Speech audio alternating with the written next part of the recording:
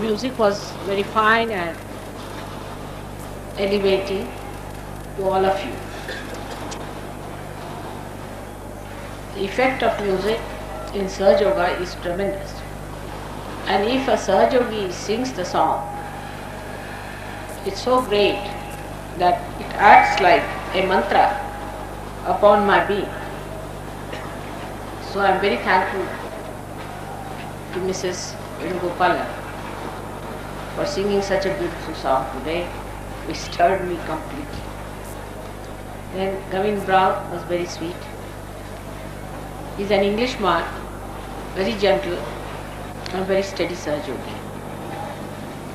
He's one of the first Western Sahaja Yogis I met. Today I will tell you about the Nabhi Chakra, which deals with this honesty of seeking.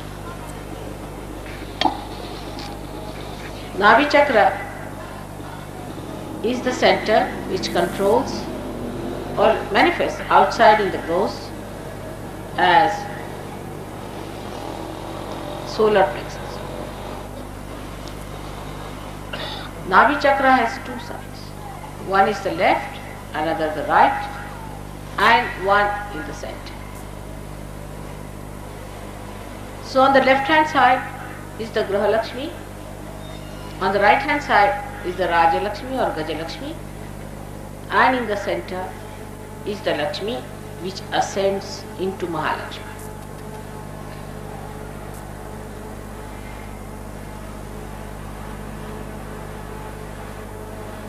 When the seeking starts,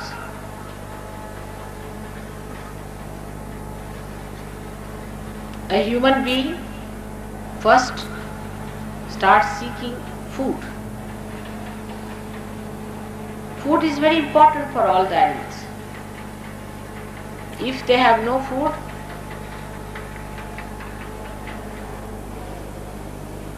then they cannot exist. So the seeking starts with food. And when the shelter is sought, they try to find the water.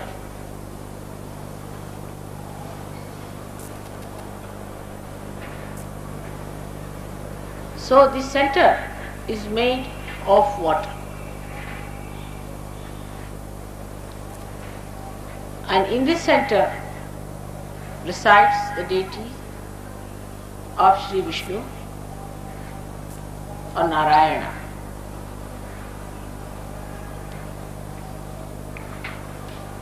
And his power, as I told you, is Lakshmi and then Mahalakshmi. You will find out in Sahaja Yoga that gradually you start developing one power and then the other. Everyone who comes to Sahaja Yoga, if they are truthful and not involved with any wrong things, then definitely they are helped in Lakshmi Tattva. Means their well-being is looked after. As Krishna has said, Yoga Kshema Vahamyaham. So he looks after the Kshema part of it.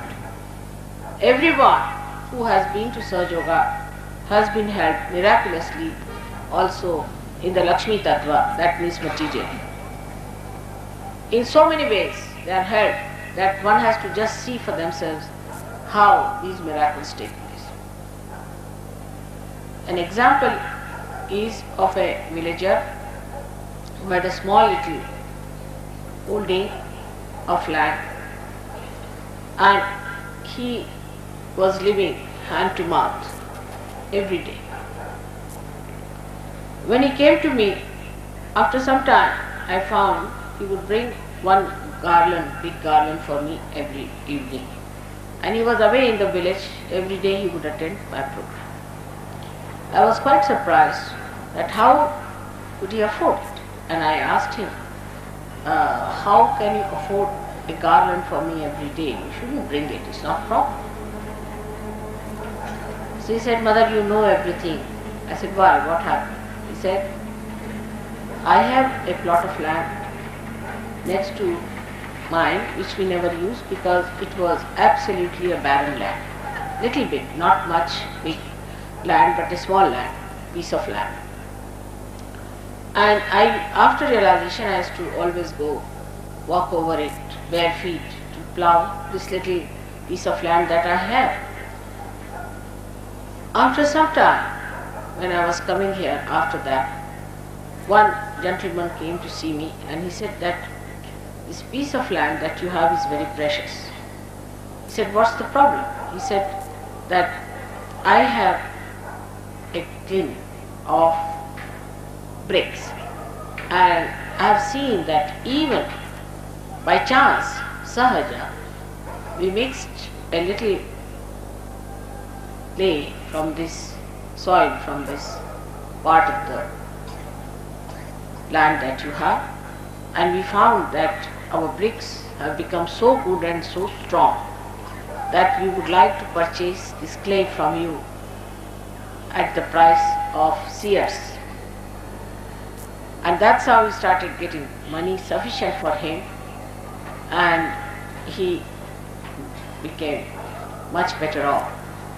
But in Sahaja Yoga, one has to remember you don't go to extremes in any principle. That is one thing people should know, that you don't go to extremes. You don't become extremely rich. I have seen those people who are extremely rich, when they come to Sahaja Yoga, they are a big headache, very big headache. If they are sick, if you cure them of their heart trouble, then they try to possess you. They will get all the heart patients, they will get all kinds of patients to you. You go on tolerating it, they try to possess you. They immediately start talking about their cures to everyone, they publish in papers, this thing, that thing. It's impossible. And they just try to overpower you. Without any appointment, they'll arrive and they would expect you to attend to them immediately. It's terrible. And then they'll send all the relations for cure. And you have to show all patients, all their friends, they become like agents.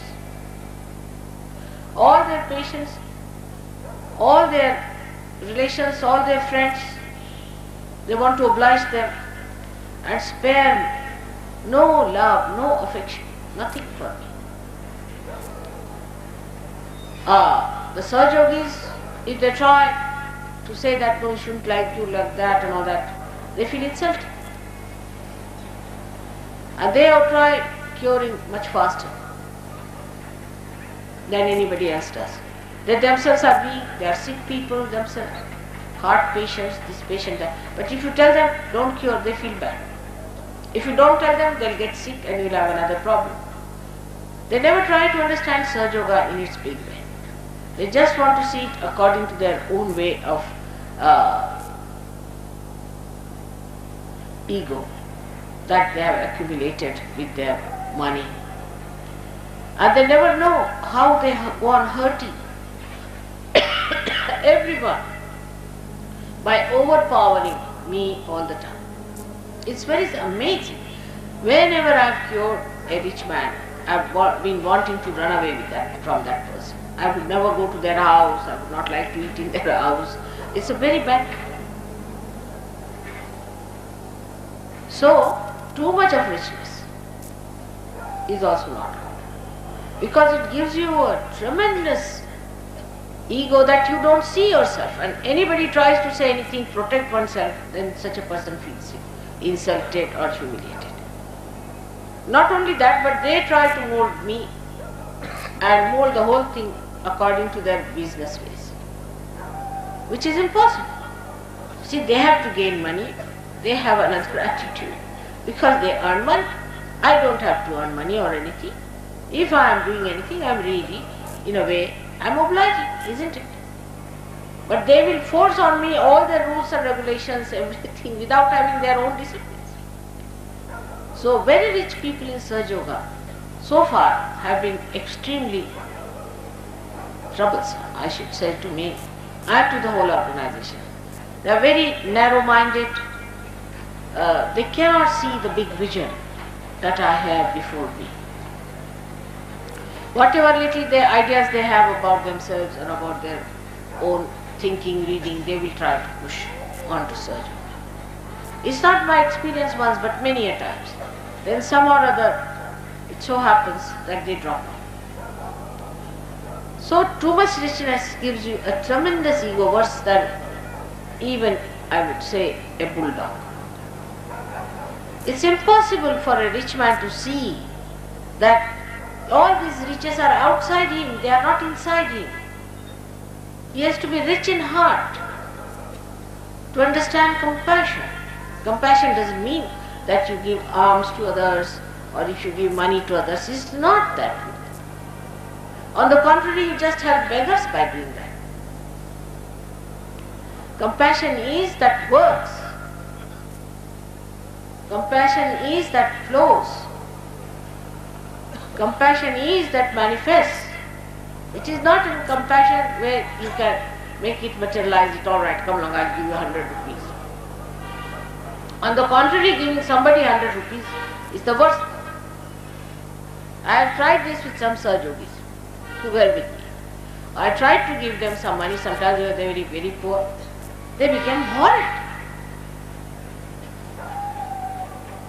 Some of them started drinking, some of them took to some other ways and they became sort of addicted to money. It was impossible. And they tried to spoil as many Sahaja Yogis as they could. So such people, if they come, it's impossible to manage things.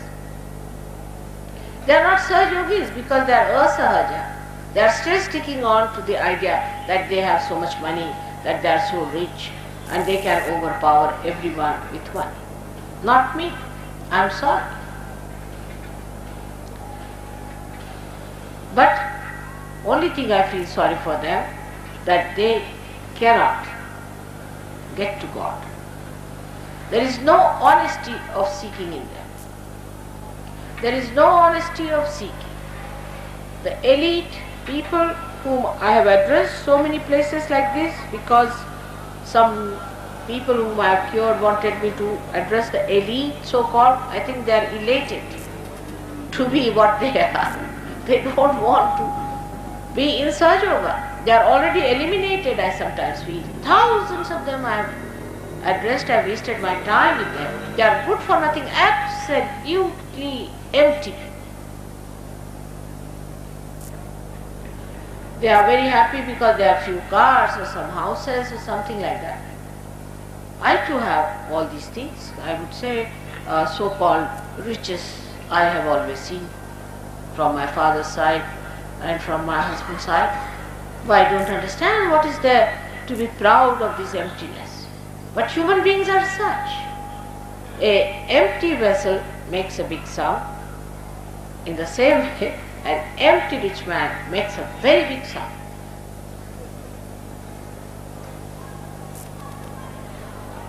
Not that the very poor are also good, because those who are extremely poor are busy with their food problems. They have little problems and their values are still have to come up to a point. It's only in the middle you can work out Sahaja Yoga better.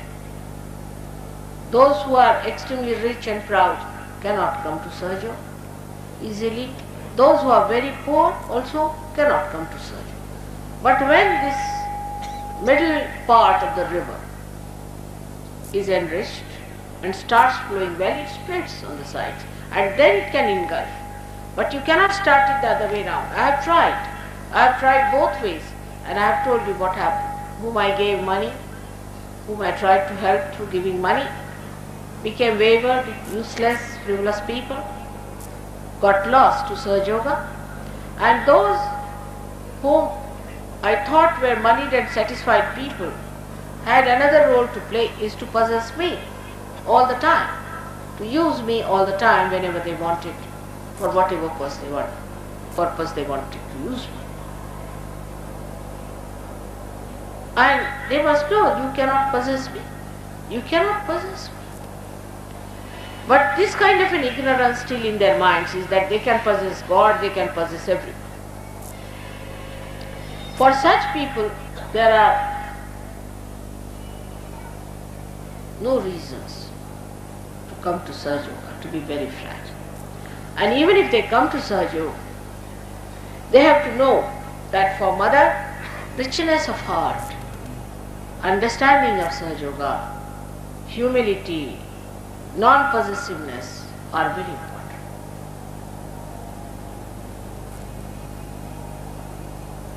In this ascent of yours, money is not important at all. Even if you are poor or rich, you get your realization.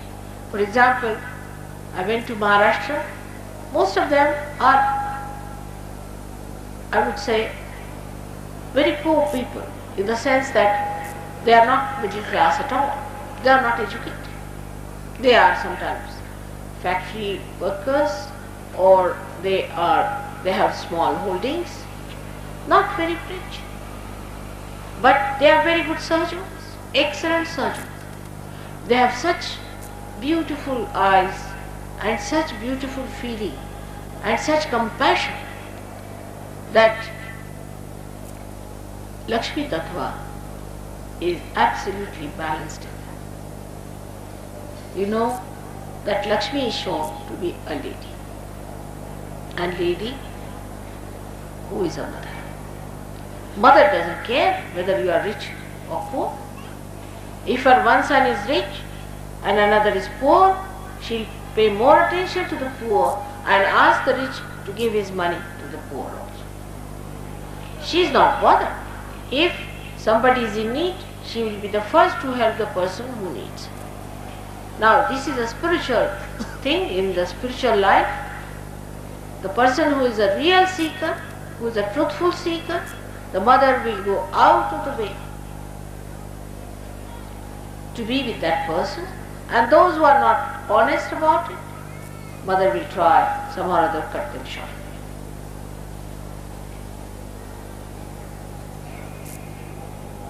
The problem that lies with human beings is that they do not know what they want. They think they want, first of all, money. But those who have money, they think they must have power. If they have too much money, they think they must go into politics because they have had no power. Then they fail in politics, or say they become too much in politics, whatever it is. Then they want love from their children, which they can't get because they are too busy or something like that. So they don't know what they want. Those who believe that by having money we'll be better off should listen to all these people who have come from affluent countries, and they will tell you how things have gone wrong there, how people are doing, what's going wrong with them. Absolutely, they are in a bad shape. You cannot call them human beings because they are so cruel, they kill even their own children. And that society tolerates such people. In India, if you hear somebody killing a child, I have never heard so far, so much 60 years of my life. But supposing you hear someone has killed his daughter or son, nobody will ever look at that person. He will not be allowed in the society. Nobody will even give any girl in the marriage to such a, to his daughter or a son. He will be absolutely barred from the society. No one can think of such a relationship between children and parents. And then there are funny relationships also. It's something so absurd on both the sides, on cruelty and on morality. They are so absurd. It's impossible to understand. So money has given this ego, and they say, what's wrong? What's wrong? It's absolutely malignant attitude. When you say what's wrong, that means you do not want to keep your relationship with the whole. You do not want to keep your relationship with the primordial one, the one who has you, everyone within himself. We are part and parcel of the whole. And how can we say, what's wrong? I'll do what I like. You just become like a malignant cell.